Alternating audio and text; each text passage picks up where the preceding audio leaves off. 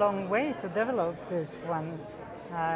It's like since 70s or 80s. What was the main obstacle that you would pick I up? think it's, I mean, from the beginning, the problem was that studies of biological objects in an electron microscope, it's not trivial, because there's vacuum inside, which,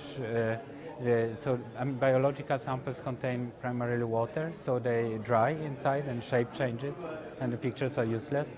Then the electron beam burns the molecules, which also changes the structure even more dramatically.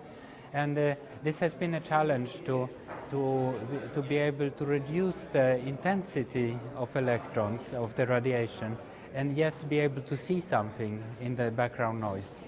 And this required both techniques for